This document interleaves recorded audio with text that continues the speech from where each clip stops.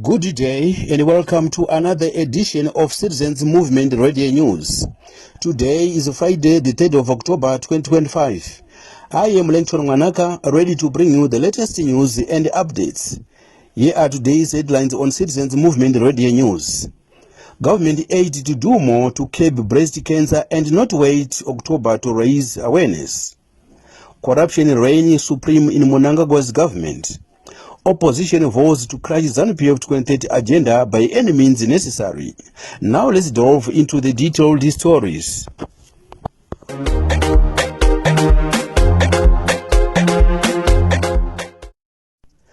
The government had been urged to increase funding of the health sector and to do more in order to raise breast cancer awareness.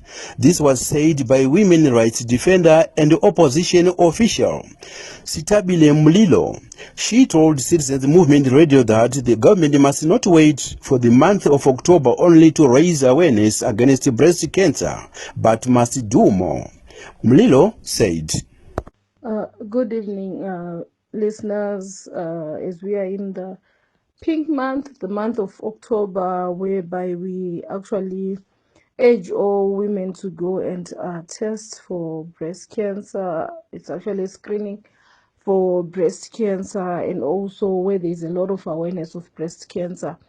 Even though we encourage everyone to do it throughout the year, but on this particular time, this is where we call it the pink October.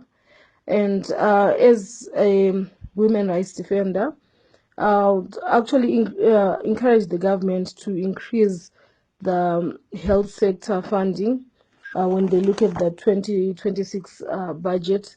As we saw last year, for the budget of this year, it actually went to 28.3 billion. We are talking of ZIG, not US dollars.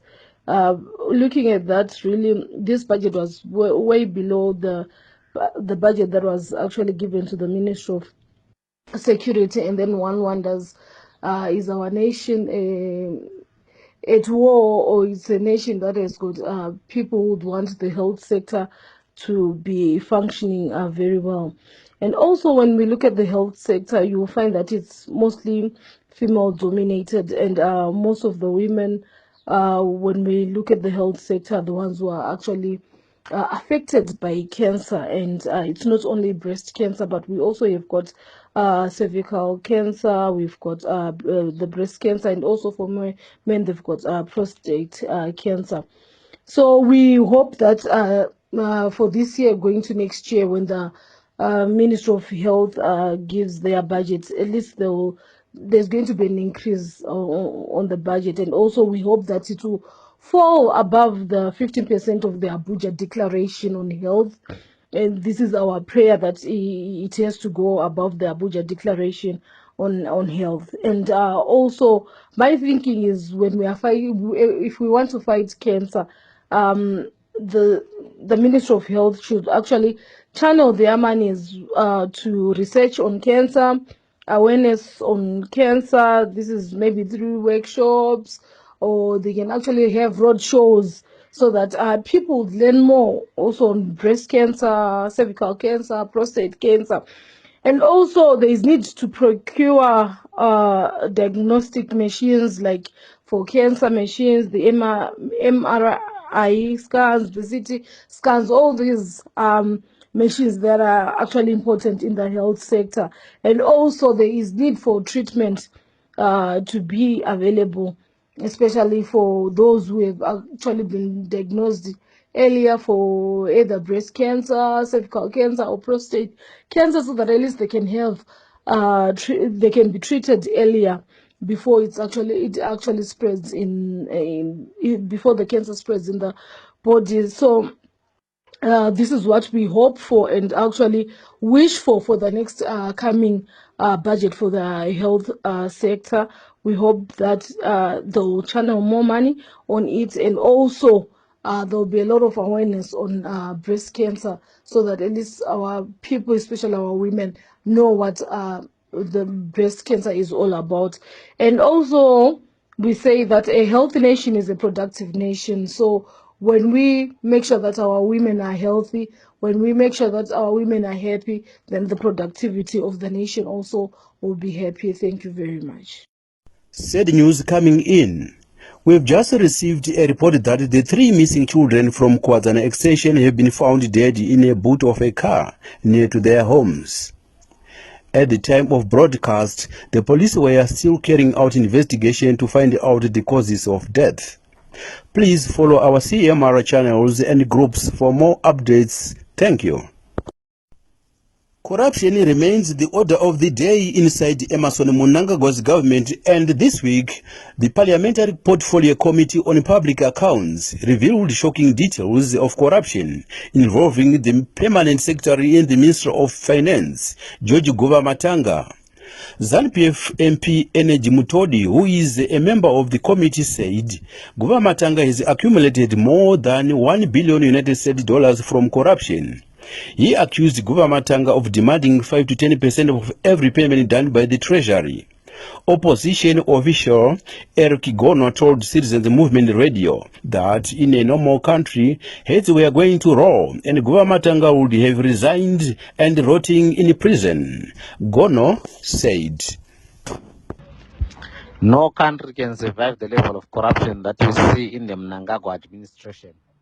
Every day we wake up to a new corruption story, and the recent one in the Ministry of Finance is a clear testimony of why Zimbabwe is where it is today in terms of our economy and in terms of our banking system and the circulation of money. We can't have a country where a government worker is so much control over what happens in terms of national treasury to the extent that you can hold government departments at random. But what is even more concerning is that there are a lot of people within the government circles who know about all these issues, but they wait until there is a conflict or a power struggle to say these things. We cannot have a country that operates like that, and especially now when all citizens are bleeding and these people are aware of the misuse and abuse that is happening within the government, but they wait for power struggles to talk about it. It's a disappointment, but I think that government must institute arrests of all these people, including those that are speaking out now, but had information but did not say it at that time, because we can't have people who know and in detail the levels of corruption that are happening but do not come out in the open to say it until when there is a conflict. This issue must be addressed as a matter of urgency, and people must be arrested, including the Mutodis of this world who are exposing this now. They must face justice because they knew about this. So they are, in other words, accomplices to whatever was happening. the opposition has vowed to Emmerson Mnangagwa's plot to extend his stay in power beyond 2028 by any means necessary. President Nelson Chamisa's close ally, Gift Ostalos Siziba, posted on his social platforms that they will do whatever it takes to stop the so-called 2030 agenda. Siziba's comments comes at a time when ZANU-PF are plotting to rubber stamp their agenda to violate the country's constitution in their annual conference to be held next week. Meanwhile, opposition spokesperson Promise Mukwananzi also said the opposition will fight tooth and nail to stop any attempts by Mr. Mnangagwa to meddle with the constitution, including voting down the 2030 agenda should a referendum be called for. Let's hear him speaking to journalist Blaise Muhlanga on the Free Talk program. So that is I want to underscore the importance and vitality of opposition political parties. And the activists in ruling parties and ZANU-PF also must not be misled to believe that the opposition is an enemy which must be eradicated. The opposition is healthy, is good even for them. For things that they are not able to say internally or wherever, we can say as the opposition. If a leader is allowed to lead without opposition, without pressure, you are set for a very, very dismal situation. And the hope to ensure that leaders are kept in check lies within an effective opposition political movement. And that is who we are. We are there to help this country. We are there to police those in power and say, this is wrong, they must do it in the correct way, and call them out whenever they do wrong things. The second thing that I want to underline is the fact that we are not going to allow the changing of the constitution to extend Mr. Mnangagwa's term. That's why we are going to fight with them now within the confines of the democratic, context, to ensure that the constitution is not tampered with. And every citizen of this country must be concerned whenever the constitution is under threat. The constitution is not for the rulers. The constitution is for the citizens, for the protection of the citizens, for the promotion of public interest. And every right-minded citizen, whether in ZANU-PF or in opposition or non-aligned, must be concerned and must stand whenever the constitution is threatened. We must protect the sanctity of the constitution of this country, the supreme law of the land. If Karwe wants Mnangagwa to rule beyond 2028, there are legal channels within the constitution to do that. We don't want people who go and stand and attack the constitution, like what we say, especially when they are leaders. We expect leaders to lead by example. If they want to change the constitution, they must follow the democratic process of changing the constitution, including a referendum. That channel is built out very clearly. So we will ensure that if they want to change the constitution, if they win the referendum of the people, will accept it. But to say that they are going to change it without going through the due process, that's not going to happen. Veteran trade unionist Obedi Masaraure has called for a non-violent revolution to remove ZANU-PF and Emmerson Mnangagwa from power. Masaraure said both Mnangagwa and Constantino Chiwenga are part of the problem and not a solution to the crisis facing the country. He urged citizens from all walks of life to unite and confront Emmerson Mnangagwa's dictatorship. Masaraure said, Kubva 1980 Zimbabwe yakaiswa muhombodo yeZANU-PF. Ma-state institutions anofanirwa kunge achipa vanhu vedu ma-services akatorwa akapambwa neZANU-PF kuti iite zvido zvayo vachigovana upfumi hwose hwenyika vachidya pakati pavo. Nguva yareba tichiona kurwiswa kwekuitira kuti ma-state institutions abude muhomwe yeZANU-PF aite evanhu.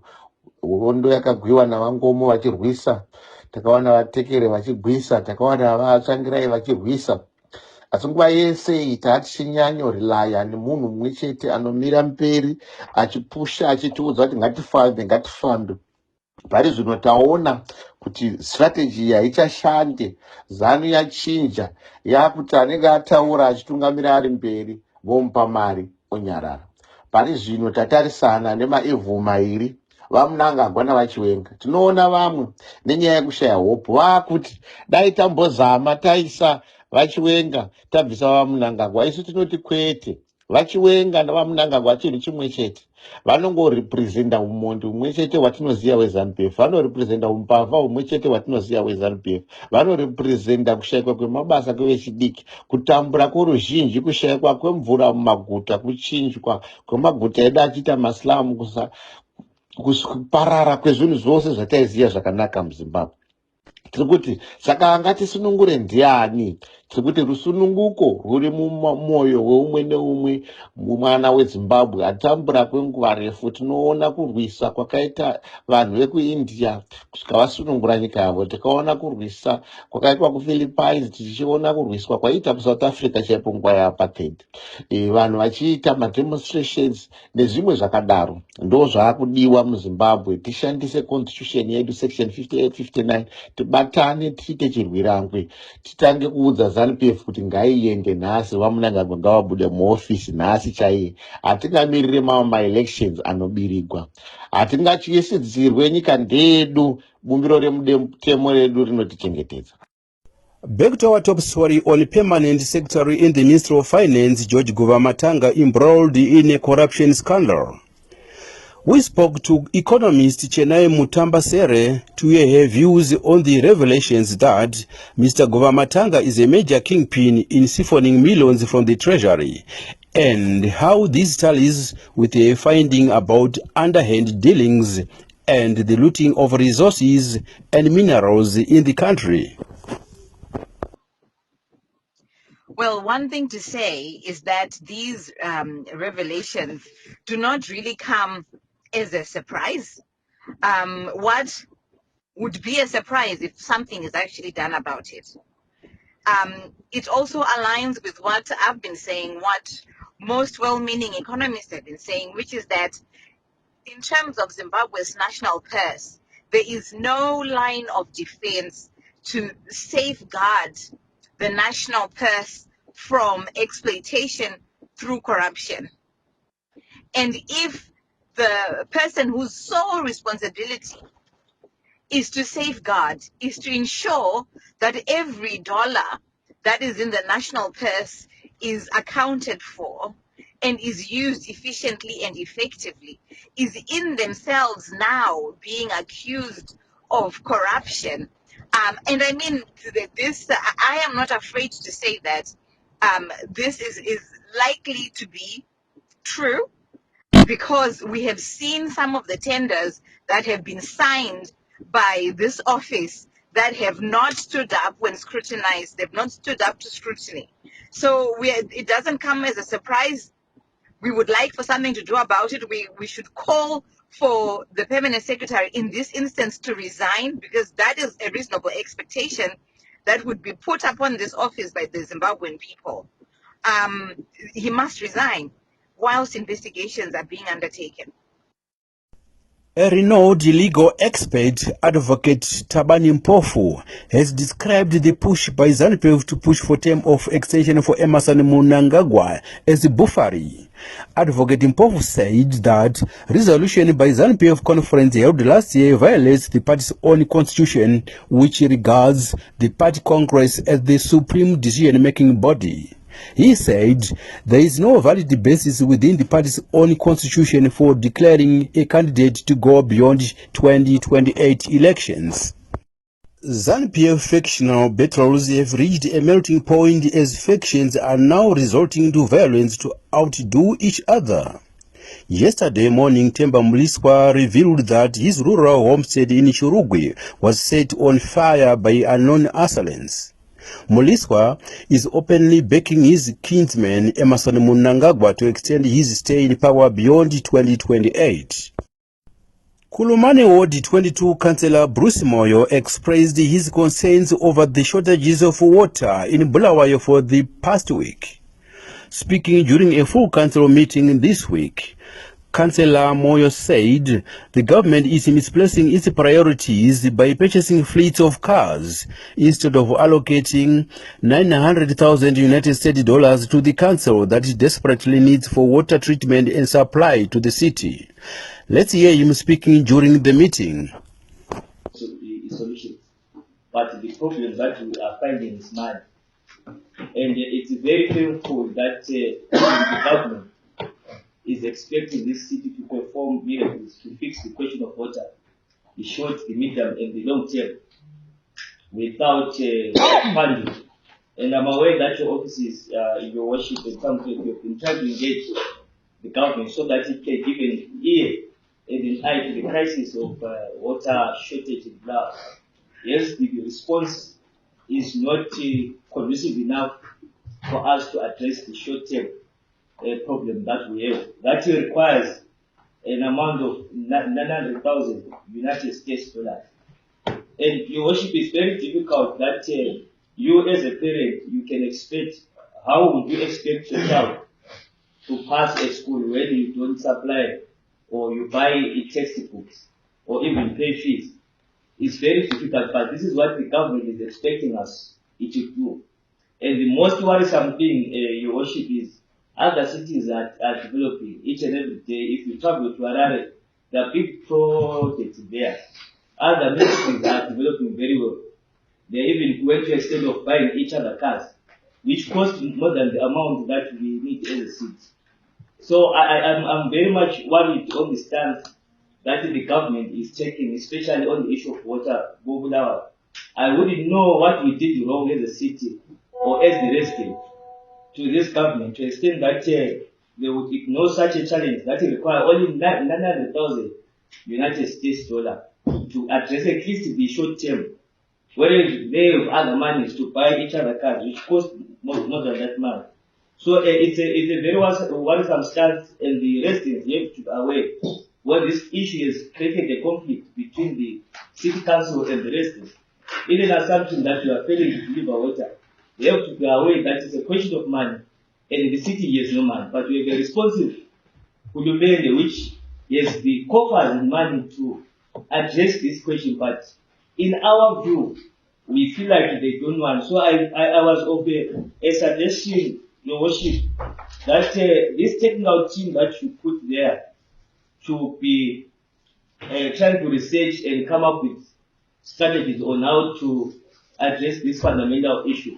I feel like we need a more stakeholder approach, especially to the government. If it means that you call upon the local ministries or ministers who stay here in Bulawayo, even the members of parliament, we have a multi-stakeholder conversation on how we can best put this issue into priority. Because there is no further explanation that we can do to the suffering people of Makukova who spend 5 days without water, whereas we are crying for just 900,000 United States dollars. So I was of a view that we need to convert all forces here in Bulawayo, if it happens, so that we have a conversation on how best they can address in their level of influence as ministers and as members of parliament to address in our earmark, because it cannot be a situation that we come here, we blame the management, we blame this council.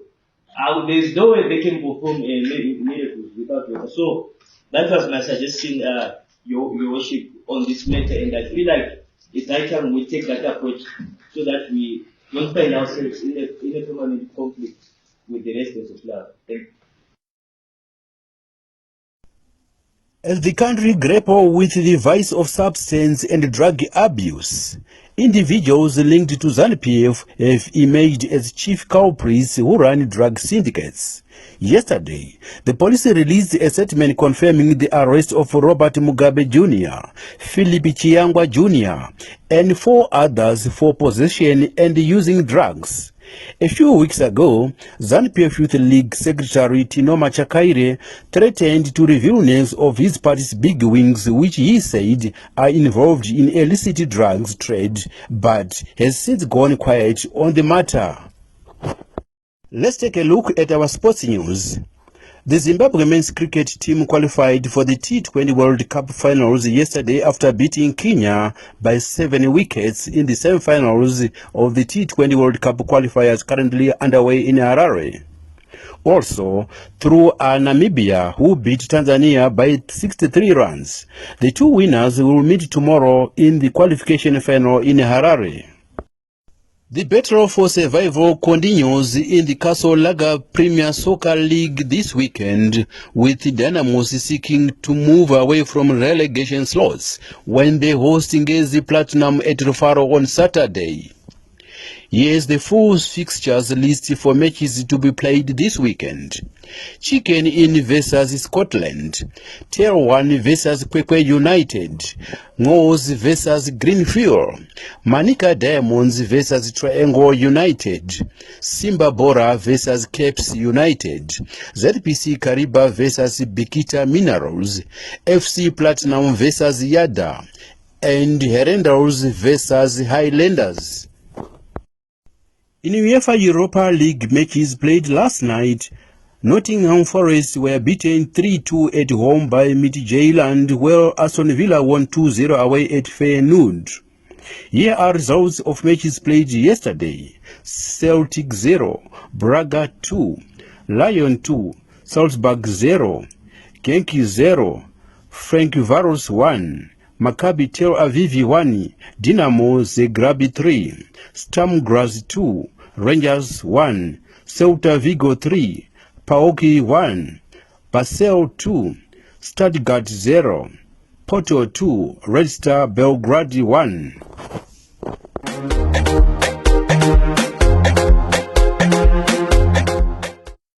To conclude our Citizens Movement Radio News, here are the headlines once more. Government urged to do more to curb breast cancer and not to wait for October to raise awareness.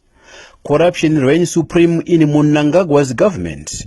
Opposition vows to crash ZANU-PF 2030 agenda by any means necessary. That's all for tonight's news bulletin. Thank you for listening to CMR. Join us tomorrow for more news and updates. Until then, good night and stay informed.